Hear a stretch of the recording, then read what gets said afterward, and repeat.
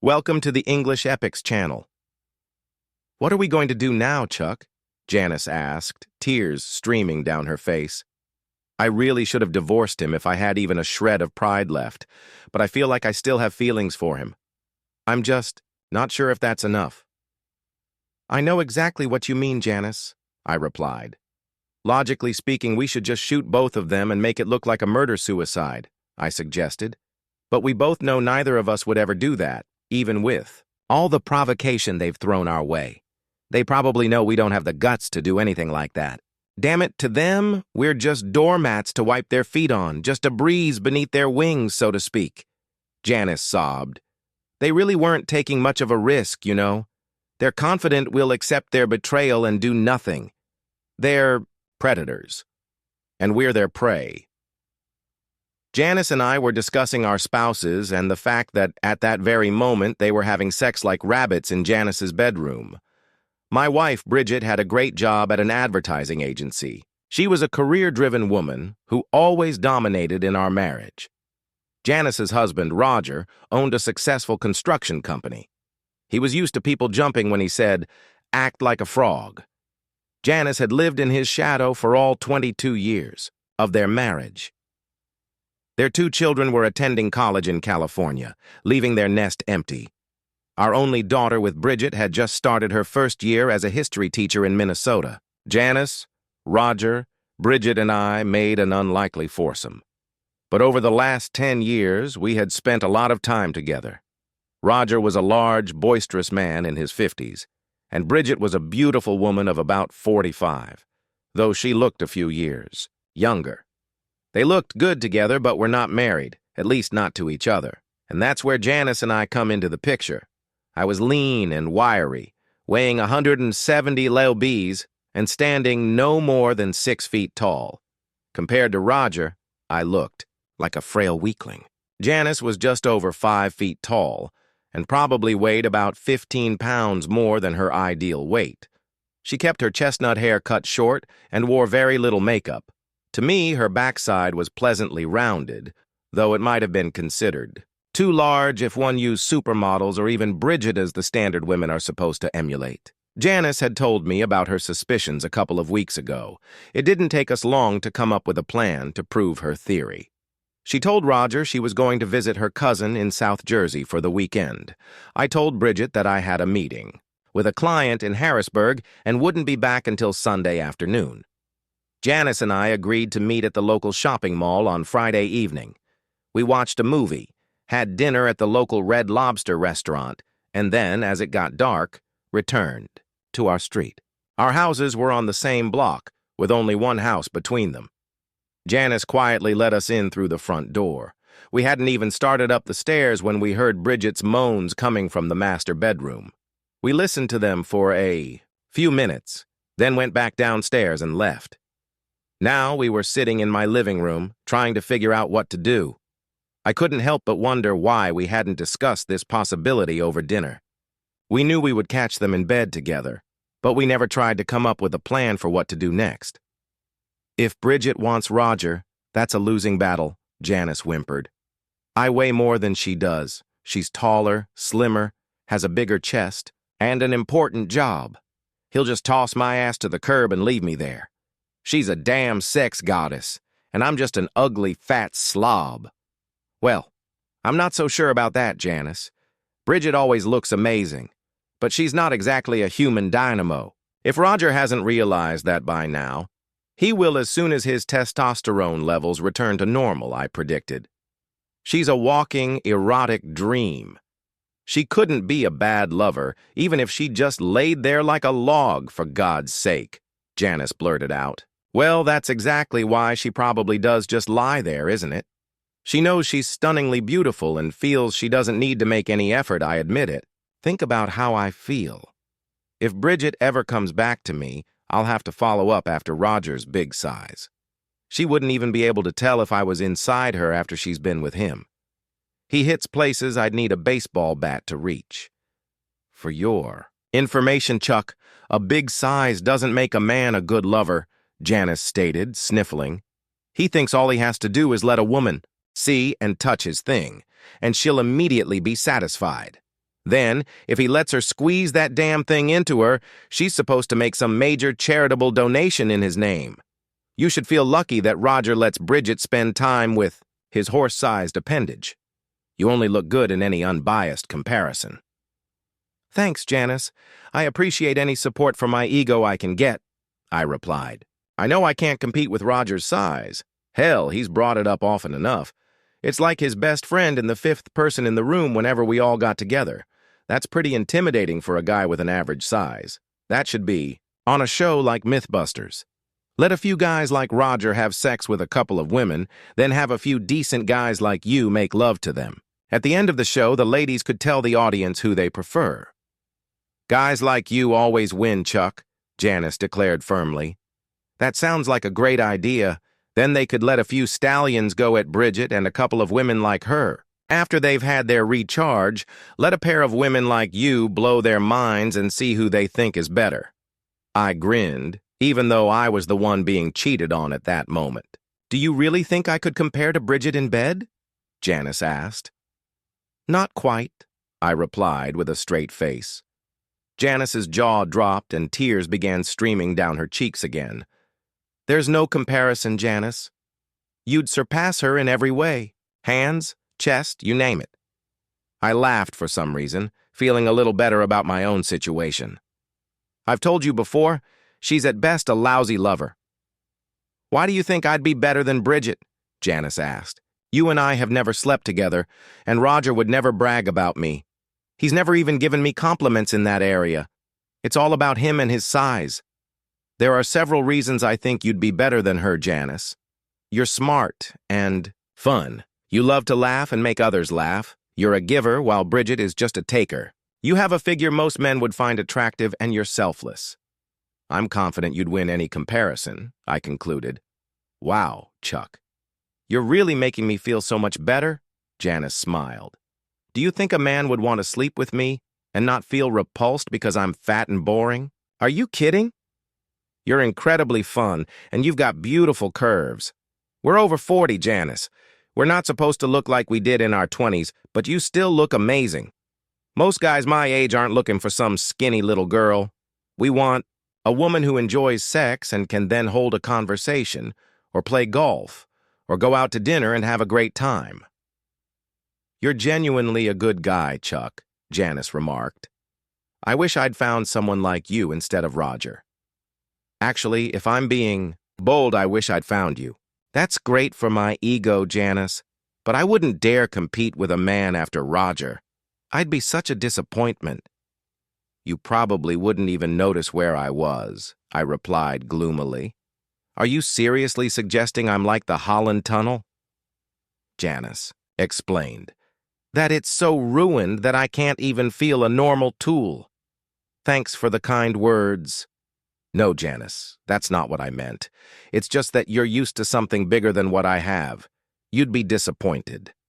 That's all I'm saying, I quickly replied. Why don't you let me decide for myself what I feel or don't feel, Chuck? Janice asked. Why don't you try to seduce me if you think I'd be such an amazing sexual partner? Or maybe, after being with Bridget all these years, you think I'd be some sloppy mess not worth your effort. I stepped closer to Janice and kissed her deeply. My hands roamed over her curves, pulling her against me. She moaned into my mouth. As we stood, she grabbed my hand and led me to her bedroom. She unbuttoned my shirt and slid it off. She kissed me again, her hands working to unbuckle my belt and undo my zipper. My pants fell to the floor and pulled around my ankles. She dropped to her knees, untied my shoelaces, and pulled my shoes off. My socks quickly followed. I leaned down, helped her to her feet, and unbuttoned her blouse. Her skin was smooth and milky white. Slowly, I slid her blouse off and unhooked her bra. Her breasts spilled free, and I couldn't hide my surprise. Janice noticed. What's wrong, Chuck? Are they too small? Janice asked, her voice tinged with worry. Wrong. I think your breasts are actually a little bigger than Bridget's, I admitted. All this time, Bridget acted like hers were larger, but that's not true. You have such beautiful breasts. To emphasize my admiration, I took one into my mouth, swirling my tongue around it. Janice let out soft sounds and ran her hands through my hair, pressing me closer to her chest. After giving her breasts what I felt was proper attention with my lips and tongue, I released them and knelt down. I helped her slide her tight jeans down her hips, marveling at how wide they were and how small her waist appeared. I had never seen a true hourglass figure until I saw this woman without clothes. My tension grew even more intense as I pulled her underwear down until she was bulging out of it. I didn't rush and kissed her before standing up. But before I could kiss her on the lips, Janice dropped to her knees and eagerly grabbed my boxers, pulling them down. She looked at it and tried to suppress a laugh. That was more than I could handle. "I told you that you'd be disappointed." "This was a bad idea," I complained. "What an idiot you are, Chuck." Janice smirked. Maybe I giggled a little, but that's because yours is about the same size as Roger's. He made me and everyone else believe he was packing something special. Well, guess what? He's not. With that, Janice began giving me incredible pleasure. I couldn't help but compare her to Bridget. The last time Bridget had done anything like this was back in 1992, and she was drunk then. I realized I needed to stop this, or the night would end far sooner than I wanted. I helped Janice back to her feet and gently pushed her onto the bed. Her legs hit the edge of the mattress and she fell backward, still standing on the floor. I saw my opportunity and dove forward, head first. One thing I learned early in my marriage was how to give pleasure. I enjoyed it, and Bridget insisted on it. She seemed to think she was so special, so beautiful, that she deserved to be worshipped. And so I did. I used every trick and technique I had mastered over 24 years of married life to make Janice appreciate my abilities. In my opinion, I succeeded brilliantly. Janice shuddered several times, trembled, and finally pushed me away. "Good Lord Jesus," she moaned. "Let's see how much of a man you really are," she insisted. "Give me that monster right now. I couldn't refuse such a request." She wasn't loose or stretched out, not at all. It was incredible. I started slowly, deciding to make it last. Janice gasped within my first few movements, and it made me feel amazing. I decided to finish her off at least one more time before giving in to my own desires. For a while, I moved as deeply and slowly as I could, then gradually picked up the pace. Occasionally, I slowed down again to prolong the pleasure. Janice reached her peak once more, and after another 5 minutes, she started. Begging, "Please, Chuck, I can't take it anymore. Fill me up right now, please." Roger and Bridget were still asleep on Saturday morning when Janice and I entered the bedroom. They were naked. Bridget had her hand resting on Roger, and her left breast was in his large hand, that I realized that Roger's size wasn't as impressive as I thought it was. Unless she really did swell up a lot when he got aroused, that it certainly wasn't something to be afraid of, or even envious of. "We shouldn't have barged in like this," I began, speaking rather loudly. "Janice and I have a proposal we'd like to discuss with you, if you're willing to hear us out." Bridget and Roger opened their eyes simultaneously and looked at Janice, and me standing by their bed. Bridget gasped and quickly pulled the sheet up to cover their nudity. "Chuck, this isn't what it looks like," she started. "I was just sleeping with Roger and having sex with him like crazy." I finished for her. "Don't bother with all that silly nonsense you're supposed to say when you're caught sleeping with the neighbor. Janice and I are perfectly fine with it." "Really?" Roger smirked. "That's quite an attitude to have. You'll get Bridget back a little tired, but happier than ever. I might even make her sleep with you a few times to make up for this little mishap." "Roger, you're a true gentleman," I exclaimed sarcastically. "Your generosity is just one of your many charming qualities. Janice and I thought we should try to satisfy the need you both must feel for that superior sex you provide each other." "Well, Bridget definitely loves my big size, if that's what you mean." The incredibly dim-witted jerk nodded. "I give her what she needs." All this time, Bridget remained silent, closely watching Janice and me. She quickly pushed Roger's hand away from her chest. Chuck and I have a proposal for you both, lovebirds, Janice interjected. We think it would be fair to keep the arrangement that seems to be forming now, rotating every 2 weeks. Next Friday, Bridget and I would return to our own homes and our spouses. 2 weeks, then we switch again.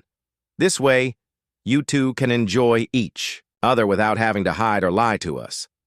Switching, Roger asked. You mean wife swapping? I don't want anyone touching my wife, not even with a needle. You didn't seem to bother mentioning this to my wife, stud. So we think it's only fair. The ladies can go into their homes and grab any clothes they need at any time. They should just try to do it when the couple occupying the house isn't doing any dirty work, I suggested. Bridget remained silent. She seemed to be considering the proposal. Roger scratched himself and tried to gather his thoughts. Are you sure you're okay with this arrangement, Chuck? Bridget asked. I wouldn't want you to get too upset. I definitely don't want to risk our marriage. What the hell are you talking about? Bridget? I blurted out. You're sleeping with Mr. Big Size and his Roger. If you really cared about our marriage, you wouldn't be in bed with him right now. It's just sex, Chuck, Bridget replied. I don't love Roger the way I love you. I didn't expect you to find out and put our marriage at risk. I was even planning to give you extra love to make up for it. Oh, well, that's fine then, Bridget. As long as it's just sex and you don't love him, I don't mind. What a relief. This should work out perfectly. You love me, but sleep with Roger. Totally fair. I see the subtle distinction, and I love the idea. I'll just sleep with Janice, but I'll love you. I think we've reached an agreement. I'm not sure about letting you sleep with Janice, Roger complained. I'm not the kind of man who shares a woman. You're such a fool, Janice spat. You've been sharing Bridget for weeks. The playing field has just leveled out a bit. If you'd rather divorce me and I take at least half the business in this house, we can do that instead. Is that what you want, Roger? Damn no, Roger exclaimed. I've worked too hard to build my business to lose it over some adulteress. Fine. Sleep with Needle, I don't care. You'll be counting the hours until I fill you up again. 2 weeks will feel like an eternity for you. Let's just do this. If you insist, Roger, I replied calmly, then we have an agreement. Enjoy these 2 weeks. See you later. I took Janice by the hand and turned to leave. Are you going back to our house to sleep? With that adulteress in our bed? Bridget asked. Bridget, let's not resort to name-calling, I responded. Janice and I are going to have breakfast, and then we're off to watch the Yankees game. See you around.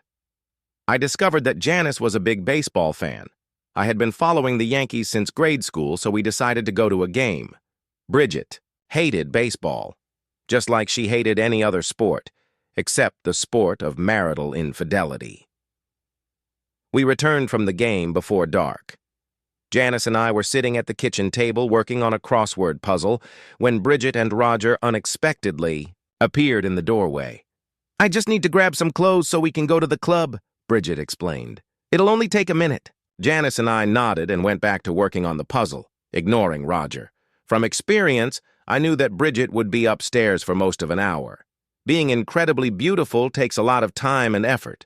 Roger, why don't you grab a beer? For yourself? I suggested, gesturing toward the fridge. You'll definitely have time for at least one. By the time Bridget came back downstairs, Roger had already finished his beer. Janice and I had completed the crossword puzzle. I was showing Janice how to play Sudoku and was well on my way to solving one when they finally left the house. Janice had made some incredibly delicious pastries, and I told her so. I was pleasantly surprised by how easy it was to talk to her and how many things we both enjoyed. Soon we retreated to the bedroom, and she showed me an even more creative way to enjoy a pastry with whipped cream. Over the next week, we had a wonderful time. The sex was amazing, but we were both in our 40s, and new life couldn't revolve around just that. We went to the movies, played board games, and even spent one evening after work sitting at home reading books. Janice was a generous, gracious woman. Making me happy seemed to bring her genuine joy. She often mentioned how Roger never noticed the little things she did for him. In contrast, I was constantly surprised and delighted by everything she did when we were together. The first time we went out to dinner and I pulled out her chair for her, she looked like she was about to cry. Chuck, that was so sweet. You always treat me like a lady and I love it. Thank you for being so kind. My mom would have pulled my ears if I didn't open the door or pull out her chair, Janice. Now it's second nature, though I almost went deaf from all her rules, I said with a smirk. Well, I'll have to compliment your mom when I meet her, Chuck. She did an excellent job raising you, Janice replied with a broad smile. You'll get along with my mom, Janice. She never liked Bridget, I admit it. She thinks Bridget is a snob and a bit of a shrew. And what could have given her that idea? Janice chuckled. As Friday evening approached and Janice prepared to return home, I started to feel uneasy. I realized I would miss her company and the truly amazing sex. I really don't want to let you go, Janice. I admit it honestly. These past 2 weeks have been a genuine pleasure for me. It's changed how I feel about Bridget sleeping with Roger. It doesn't seem so bad anymore. Honestly, I'm ready to make the trade permanent any time. Chuck, what wonderful words. My self-esteem has skyrocketed with you. I feel so much more comfortable with who I am and how I look. You've been amazing for both my ego and my confidence, Janice said. I may not have the right to ask this, but I'll ask anyway. Will you stay faithful to me? Well, apart from Bridget, of course. That won't be hard, I laughed. I don't have any girlfriends or lovers other than you, Janice. I can confidently promise that I'll be completely faithful to you, aside from, maybe, Bridget. It's hard to say how well she and I will get along after her 2 weeks with Mr. Big Size and his Roger. Perfect, Chuck. I'm completely yours, and I don't want to share you with any other women. I know Bridget has the primary claim, but I get everything else, okay? I can't wait for these 2 weeks with Roger to be over so we can trade again, Janice admitted. I just regret not catching him cheating years ago if it could have led to this outcome, Janice said with a smile. As she finished her remark, the door swung open and Bridget and Roger walked in.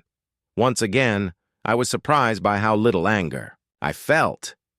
Spending time with Janice had truly softened the edge of my fury toward them. And here's your wife, Tiny, Roger grumbled. I'm giving her back to you, well-packed and full of my juice. Maybe in a few days she'll tighten up enough to actually feel your little tool again. And it'll take even longer for that smile to fade from her face. I glanced at Bridget and didn't see any smile. In fact, she seemed irritated by his crude behavior. She grimaced, turned, and headed toward our bedroom. Come on, Janice. You must be desperate for my satisfier by now, Roger continued. Let's head home so I can take care of your needs. Janice gave me a faint smile, picked up her bag, and headed toward the door. I quickly walked over and took the bag from her hands. I had expected Roger to carry it for her, but it seemed the thought had never even crossed his mind. What the hell are you doing? Roger demanded. She's coming with me. I know, Roger, but her bag is heavy, and I'm carrying it. It's just polite, I added. Give me that damn thing, Roger growled. It's her damn bag, but fine. I'll carry it. I don't want you following her around everywhere. I handed the bag to Roger and watched as the two of them walked down the street toward their house. I had never noticed before what a jerk Roger truly was. He took every opportunity not only to brag about his size, but also to insult and belittle me. It occurred to me that he was insecure, and all his bravado was just for show. The fact that his taunts had no visible effect on me seemed to irritate him even more. Watching Janice leave with Roger, I felt a pang of jealousy. I realized I didn't want him to be with her, not even for those 2 weeks. I was far less bothered by the fact that Bridget was sleeping with that pompous jerk. What did this mean? Where was all this leading? A couple of hours later, when I walked into the bedroom, Bridget was reading a book. She looked up and gave me a faint smile. I'm really tired tonight, Chuck. Let's just go to sleep and we can talk tomorrow. Maybe by then, I'll feel like having sex, she admitted. I couldn't help but compare her to Janice. Bridget seemed to be holding back, and to me, she just looked miserable. Was it just me, or was she nothing more than a pathetic shrew? Or perhaps she was kind to everyone else. Roger seemed to think she was simply eccentric. I didn't bother to reply. Instead, I went to the bathroom to do my usual bedtime routine. Returning to the bedroom, I got into bed with my back to Bridget and fell asleep within minutes. 2 days. Later, Janice knocked on my kitchen door shortly after I got home from work. She looked upset, and I grew concerned as I helped her sit down. She placed her hands on the table and ran her fingers over the grain of the oak surface. I waited for her to speak. "Roger told me he wants a divorce when he gets home tonight, Chuck," Janice sobbed. "Honestly, I don't feel bad about leaving him. I'm just worried about what I'll do. I've never been on my own before. I hate seeing you. So upset, Janice. I can't say I'm unhappy that you're leaving that jerk, I admit it. You can do so much better. Was he angry at you for spending those 2 weeks with me? That's the strange part, Chuck. He wasn't as upset as I thought he'd be. He told me that ever since he found someone else, he's been planning to divorce me. Even if it costs him half of everything he owns," Janice recalled. "He's already calculated everything and laid it out in spreadsheets. I'll get the house. He'll pay me for my share of the business, and we'll split all the other assets. That's very fair, isn't it?" Chuck interrupted Bridget, who appeared in the dining room doorway. "Roger's in love." "That's so sweet, Chuck. I think we should do the same. I'll give all our information to Sam Jenkins and ask him to draft an equitable agreement for us. We won't argue or contest anything. We'll be divorced before you even know it. Then you can comfort poor Janice while Roger and I have our fun." I had been thinking the same thing, at least about the divorce. It had become clear that Bridget despised me, and I didn't feel much better about her. I wasn't sure if Janice would even want me to comfort her. That was something I'd worry about after the divorce. "Fine, Bridget. We'll go to a lawyer and tell them we've agreed on how to divide our assets and want to finalize the divorce as amicably and quickly as possible." I agreed. I don't think any of us should see anyone else on the side until this is all behind us. We all have grown children, and we don't want them thinking we're some kind of weird swingers or anything like that. We certainly don't want to complicate matters or let jealousy ruin a perfectly good divorce. Agreed. Bridget responded immediately. "Janice, please tell that damn machine you married and will soon divorce that we've decided to cool off our sex lives until we're all divorced. After all, it'll speed up the process and make all of us happier," Bridget said with a smile. "I don't think you understand Roger very well, Bridget," Janice began, but Bridget quickly interrupted her. "Oh, I think I understand. Roger wants a trophy. Wife who matches his status in the business world. He wants a hot little wife who looks great and has sex like a mink." Bridget laughed. "Well, maybe you do understand." "That's exactly what he told me tonight," Janice admitted with a strange smile. "I just don't want you guys to let our divorce affect you. I can't make any promises about future relationships after our divorce." "Don't worry about that, Janice. Chuck will be free if you want him. He's never been the type to chase women, and he's not likely to start now. And if you don't want him, he'll survive. But if you both decide you do, just snap your fingers and he'll be yours as soon as I let him go," Bridget replied confidently. "Okay," Janice beamed. "As you understand, I haven't offered or promised anyone else a relationship after our divorce. Now that you guys are getting divorced, I feel so much better. I know that sounds awful. I can understand you, believe me." Bridget nodded. "We'll start our game tomorrow. Just tell Roger to be patient. I promise, Bridget. You two won't see much of us until the divorce is finalized," Janice declared as she headed for the door.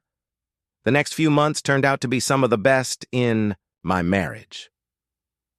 I was amazed at how well Bridget and I got along when it came to staying out of each other's way.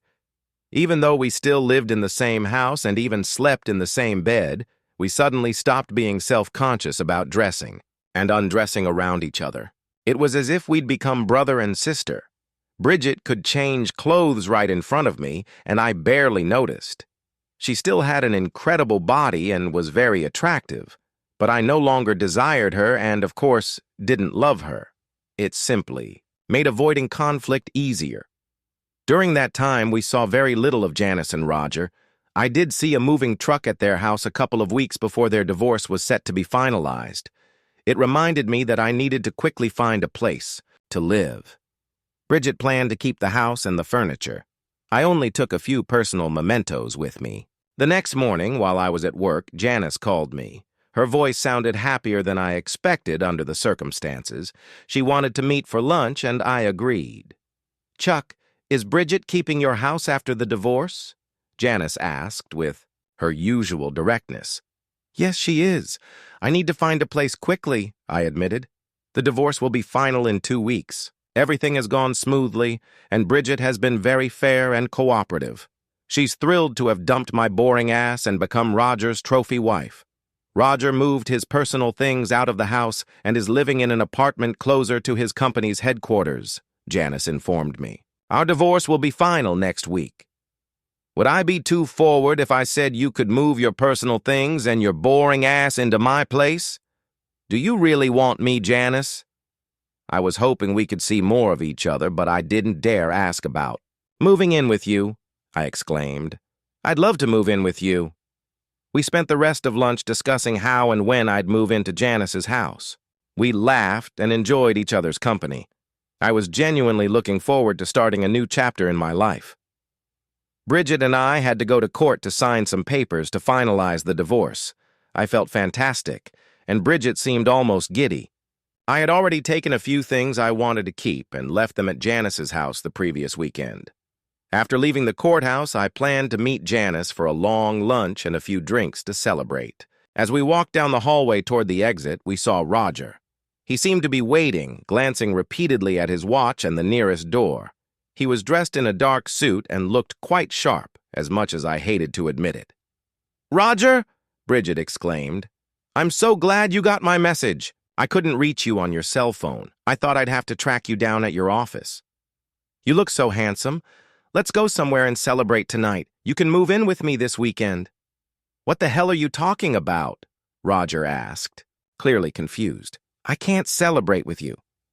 "Of course you can, Roger. In a few weeks, we'll be married and off on a wonderful long honeymoon." "We're free to do whatever we want," Bridget said confidently. "Damn it, Bridget! I wouldn't marry an adulteress like you. For God's sake, you cheated on Chuck, and he's one of the best men I've ever known. If you cheated on him, it'd only be a matter of time before you started wagging your tail for some other guy. You'd have to be a complete idiot to marry a woman who cheats on her husband." I was surprised that Roger actually said something nice about me. Bridget was stunned to hear Roger talk to her like that. This was clearly not how she had planned things to go. At that moment, the nearest door opened, and a young, well-dressed woman stepped out of the ladies' room. "All right, Roger. I'm ready." "To marry you so you can make an honest woman out of me and give our child your last name," she said with a smirk, gently stroking her very pregnant belly. "And I'll be the one to hire your next secretary. You can bet she'll be well past childbearing age. Thank you for listening until the end. See you in the next episode of English Epics. Take care of yourself and your loved ones. Goodbye."